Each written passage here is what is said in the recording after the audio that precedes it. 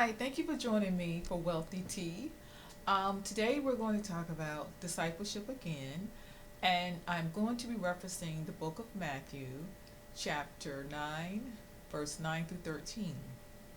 And this is in reference to Jesus coming on the scene and actually begin to ask certain ones to follow him.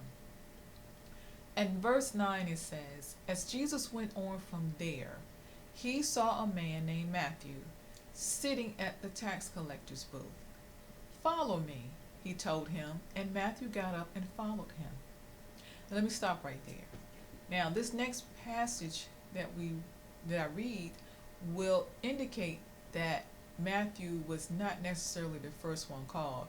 He was just the first one mentioned. Because it goes on to say in verse 10, while Jesus was having dinner at Matthew's house, many tax collectors and sinners came and ate with him and his disciples. Okay? So we know that Matthew was not necessarily the first disciple, and he was truly not the only one at his own house when Jesus came.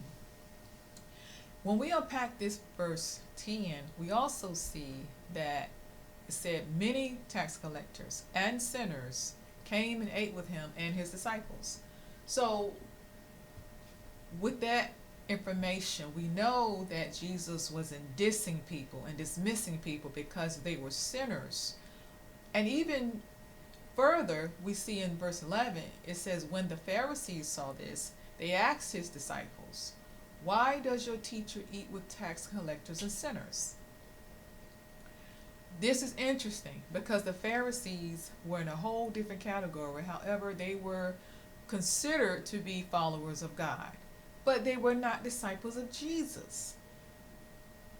So if they weren't disciples of Jesus and Jesus came and died for the whole world, and the only way a person can have salvation is through Jesus, but yet the Pharisees were people who followed the law, that tells you right there that there's a problem, because the Pharisees were not disciples of Jesus. They were religious people. And the religious people do not like to deal with anyone who is not following their protocol. They are so engulfed in their way of thinking, their knowledge and understanding. They embed their thinking upon people who are teachable, who really want to know the truth and the right way to go. The Pharisees do a good job of manipulating people to live the life they want them to live, and they're the ones who make people disciples to follow them, not God, okay? Because God is not about religion. God is about relationship. That's why he sent his only son Jesus to show us what that looks like. So there's a difference between religion and relationship. True disciples of Jesus have a relationship. Those who are religious do not have a relationship with Jesus. When the Pharisees saw this, again, they asked his disciples, why does your teacher eat with tax collectors and sinners? So we see here that Jesus ate with people who were of no value to religious folks. The next scripture says, on hearing this, Jesus said, it is not the healthy who need a doctor, but the sick. But go and learn what this means. I desire mercy, not sacrifice, for I have not come to call the righteous, but sinners. Now, was Jesus talking to the Pharisees in reference to saying they were righteous?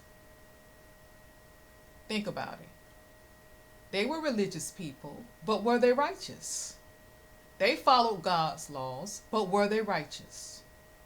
Remember, it's a difference between religion and relationship. The disciples of Jesus had a personal relationship with Jesus.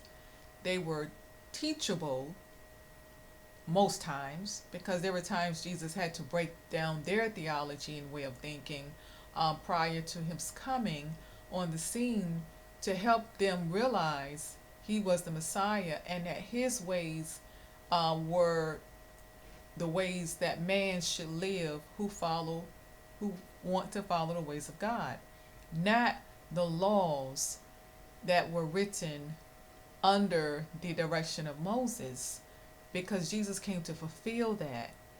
And he also came to give man a relationship with Father, who was Yahweh. But unfortunately, the Pharisees were self righteous people who did not understand what it meant to have a relationship with God because they were so busy focusing on the laws of God instead of a personal understanding of the love of God, which they did not have. So I hope this lesson has found you well. And until the next time you sit with me, God bless you. Enjoy your tea.